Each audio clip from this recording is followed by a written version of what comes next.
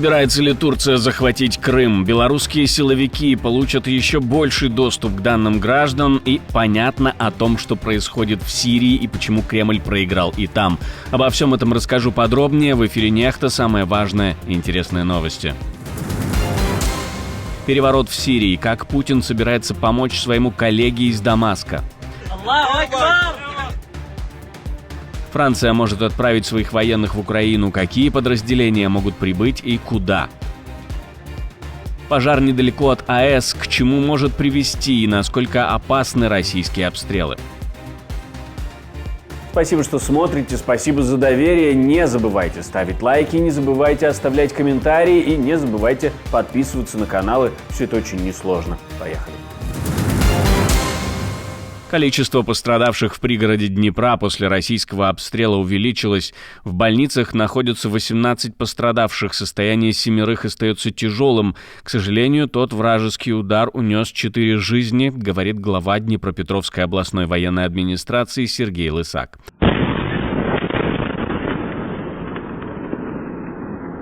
Вечером 30 ноября российские войска нанесли удар по пригороду Днепра. В областном центре жители слышали мощный взрыв, а вскоре стало известно и о пожарах. Огонь охватил магазин, многоквартирные и частные дома.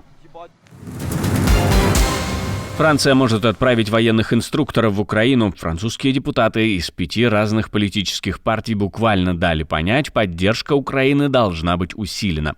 И дело не только в оружии или финансах, речь идет о подготовке украинских военных прямо на месте, в условиях реальных боевых действий. Это шаг, который может поменять правила игры.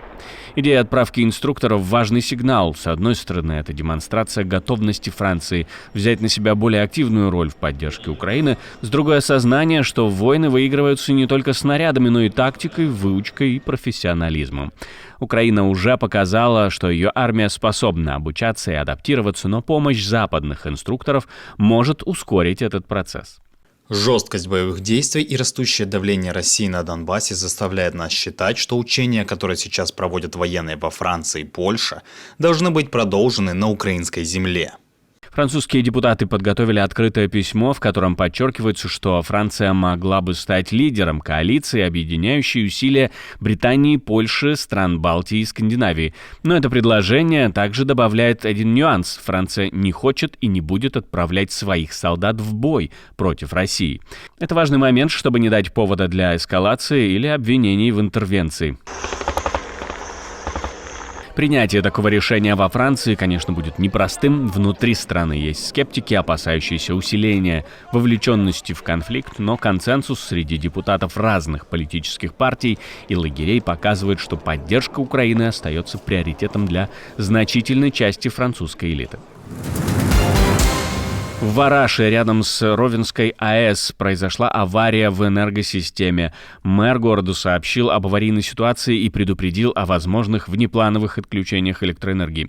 Официальной информации о причинах ЧП и его связи с АЭС пока нет. Позже мэр уточнил, что напряжение в сети и перебои электроснабжения вызваны общей нестабильностью энергосистемы, а не работой атомной станции. Он заверил, что Ровенская АЭС функционирует стабильно и надежно. Но что может случиться и для чего россияне целятся по линиям энергоснабжения украинских АЭС? Если не сработает, если будет полный блэкаут и закончится топливо, или не будет линии электропередач, или не сработают дизеля, то действительно произойдет расплавка топлива и заплавка активной зоны реактора, что практически потом исправить или отремонтировать будет практически невозможно. Но состояние энергоблоков разные. Ровенская АЭС, расположенная в 4 километрах от Вараша, начала работу в 80-х годах и стала первой в Украине станцией с водоводяными ядерными реакторами. Она находится примерно в 100 километрах от границы с Беларусью. Переворот в Сирии и смена режима Асада уже не кажутся такой невозможной. Правда, Асад старается сейчас опереться на своих друзей, в частности Россию. Но сможет ли он это сделать? В Институте изучения войны считают, что нет. Хоть Москва и якобы пообещала режиму больше оружия, но аналитики сомневаются, что это реально. Кремль вряд ли сможет серьезно усилить помощь Асаду из-за войны в Украине, которая остается приоритетом. Остается непонятным, сможет ли Кремль развернуть дополнительные ресурсы для поддержки режима президента Сирии Башара Асада, учитывая высокий темп и оперативные требования к России для продолжения операции в Украине, приоритетном для Кремля театре военных действий. В 2022-м Россия уже вывела из Сирии системы С-300 и боевиков ЧВК «Вагнер». На фоне нового обострения конфликта в Сирии, где исламисты из Хаят Тахрир аш-Шам начали наступление на Алеппо, Кремль ограничивается заявлениями о поддержке и координации с Турцией и Ираном, но ресурсы на дополнительные действия, вероятно, отсутствуют. Что происходит и кто потенциально сильнее в этой ситуации? Эрдоган будет пытаться, скажем так, упрочить свои позиции именно на территории Сирии. То есть действия точно так же, как действует Иран, через своих прокси, то есть через определенные группировки сирийских боевиков, которые действуют, скажем так, при поддержке турецких спецслужб и турецких вооруженных сил. Эрдоган будет пытаться, скажем так, взять под контроль какую-то часть сирийской территории для того, чтобы стать одним из активных игроков именно в этой истории. Сирийские группировки начали масштабное наступление на силы Башара Асада в провинции Алеппо несколько дней назад, назвав это ответом на обстрелы со стороны армии Асада. Это крупнейшая операция за последние 4 года. Боевики заявили, что достигли центра Алеппо, также вошли в города в провинциях Идлиб и Хама, хотя эти данные не подтверждены.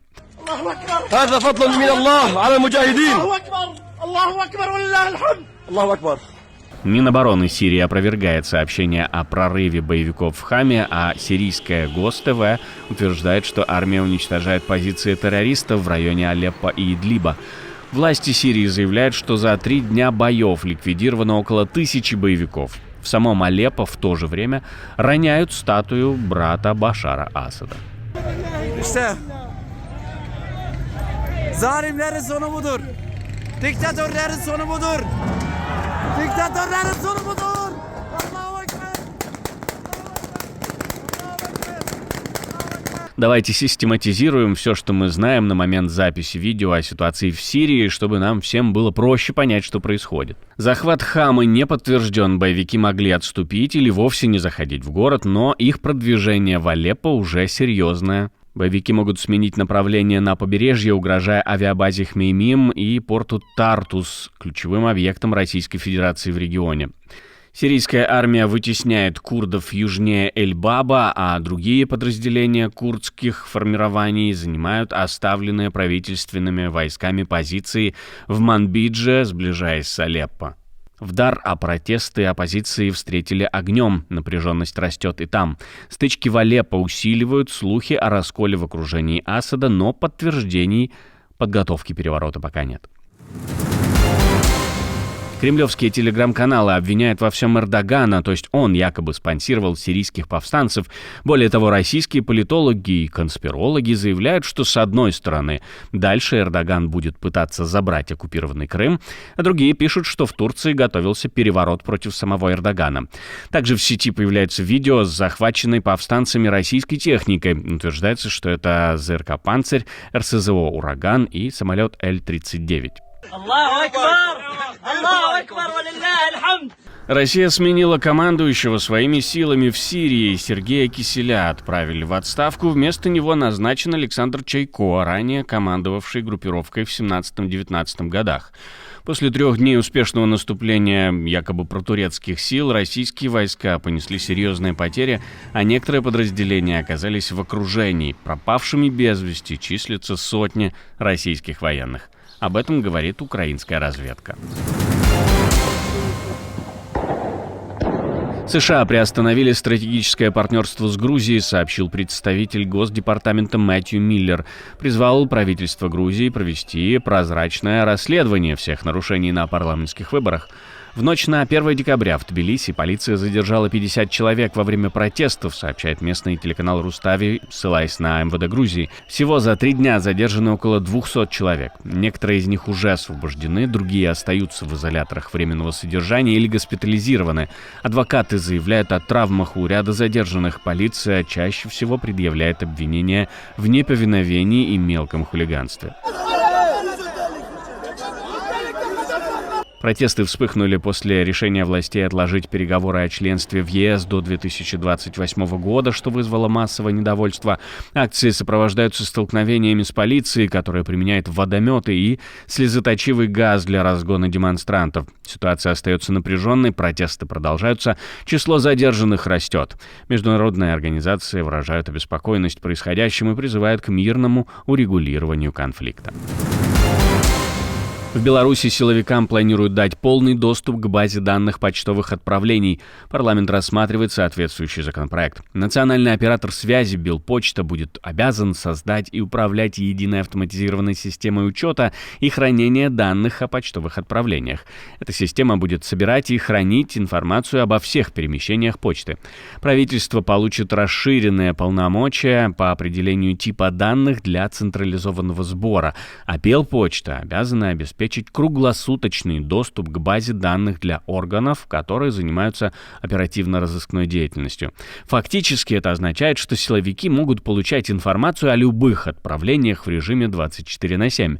Чиновники утверждают, что главная цель нововведений – борьба с пересылкой запрещенных предметов и веществ. Но мы, конечно же, им поверим. Бобры оставили без света часть Ленинградской области. В одном из районов области животные перегрызли деревья, и те завалились на линии электропередач.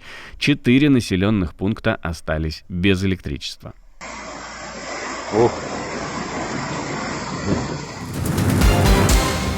Спасибо, что смотрите, спасибо за доверие. Не забывайте про лайки и комментарии, не забывайте подписываться на канал и про кнопочку «Супер спасибо» тоже не забывайте. На этом у меня все. До встречи и хороших вам новостей.